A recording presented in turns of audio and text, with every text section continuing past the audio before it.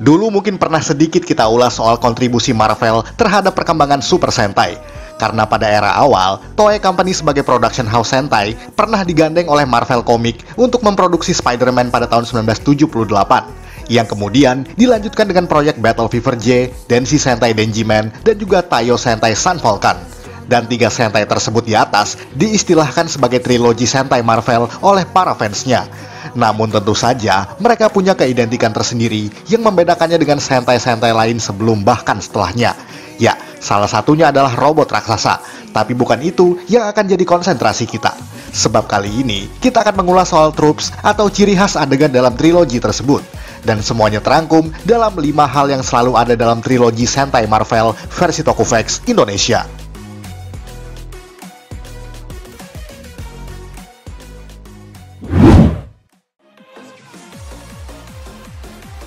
Adegan perekrutan yang mirip. Ya, bagaimanapun popularitas TV series jenis agen rahasia, detektif, dan juga drama kepolisian memang lagi top-topnya pada akhir 70-an dulu.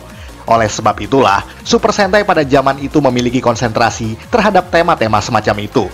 Dan semua bisa dilihat dari Battle Fever J, Denjiman, dan juga Sun Falcon. Meskipun ketiganya memiliki signifikansi konsep yang agak berbeda. Tapi tiga serial ini dimulai dengan sebuah tragedi oleh kelompok musuh mereka yang memaksa pihak tertentu baik pemerintah, organisasi kepolisian atau alien sekalipun demi mengumpulkan tim terkuat dari latar belakang berbeda untuk membasmi sekutu jahat tersebut. Dan kebanyakan mereka yang dipilih merupakan orang-orang dengan kemampuan istimewa, lalu dikumpulkan dalam sebuah markas rahasia untuk kemudian diubah menjadi Sentai Ranger-nya.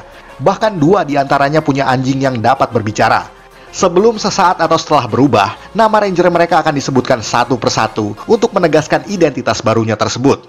Dan pastinya setelah itu, para Sentai Ranger yang ada akan langsung didayagunakan ke medan pertempuran sebagai tes pertama kekuatan mereka. Trup semacam ini bukan hal baru dalam Super Sentai, namun tetap saja ciri khas semacam itu dipopulerkan oleh Sentai Marvel.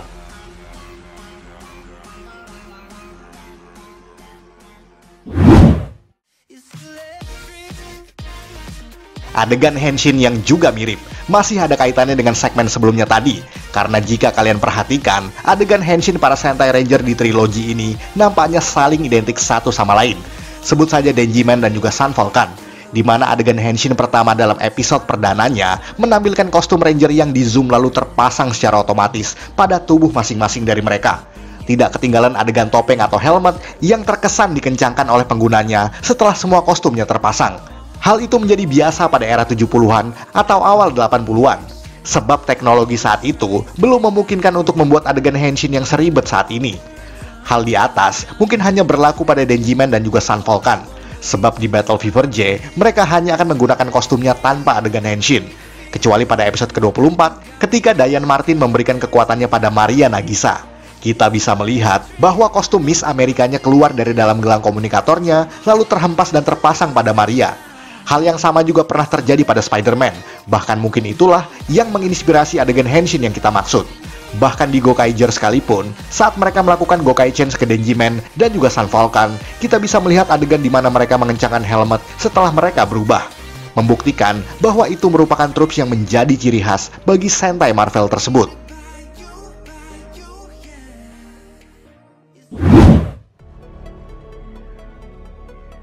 Machiko Soga. Ingat aktris pemeran Bandora atau Rita Repulsa yang sangat ikonik tersebut?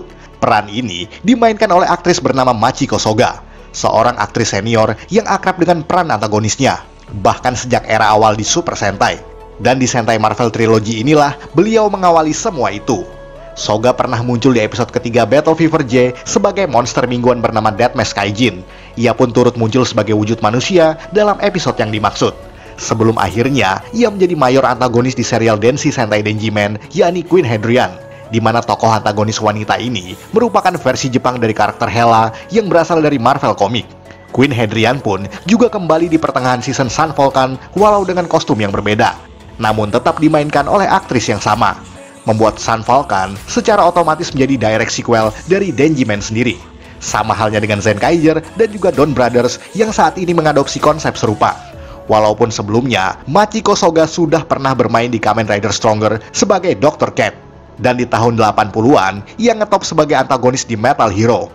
Namun Sentai Marvel lah yang barangkali tidak bisa lepas dari sang aktris yang saat ini menjadi legenda bagi jutaan anak-anak di seluruh dunia.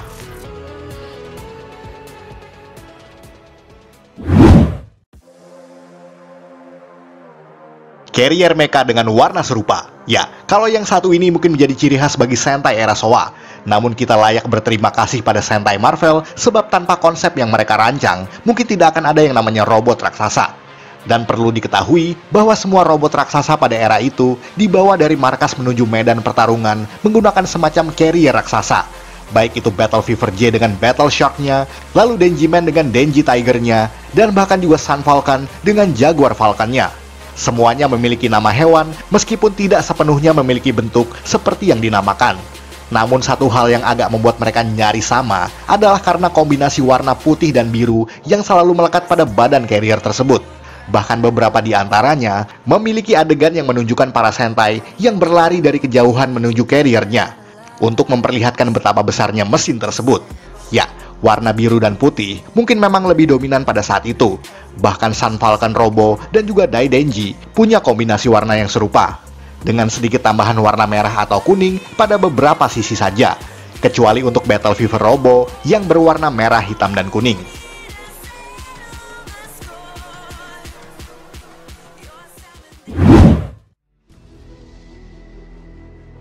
Adegan berenang. Dan satu lagi yang paling bisa dilihat sejak awal adalah adegan opening trilogi ini, di mana pada saat bagian kredit Sentai atau karakter wanita di sana, selalu ada adegan mereka yang tengah melompat ke kolam renang mengenakan pakaian renangnya.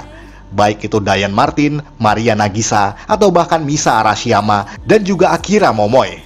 Hal itu seolah menjadi suatu keharusan yang ditonjolkan di sana. Bahkan karakter yang bukan Sentai Ranger seperti Misa Arashiyama pun dimulai dengan adegan perkenalan yang berada di kolam renang markas mereka. Tidak ketinggalan berbagai adegan berenang mengenakan bikini pada episode berbeda lainnya. Hal yang sama juga selalu ada dalam berbagai Sentai Marvel lain. Memang di Sentai lain sebelum dan setelahnya pun, mereka tetap menampilkan episode musim panas yang menampilkan adegan berenang di pantai dengan bikini atau pakaian renang semacamnya. Tapi di Sentai Marvel yang cenderung ke barat-baratan, adegan bikini nyaris selalu ada walaupun di luar konteks episode musim panas, di mana wanita memang selalu menjadi eye candy yang memanjakan mata para penonton pria, walaupun kadang punya kontribusi yang tidak terlalu besar. Hal ini bahkan sudah ada sejak Spider-Man pada tahun-tahun sebelumnya. Yang jelas, tujuannya tidak lain adalah fanservice semata.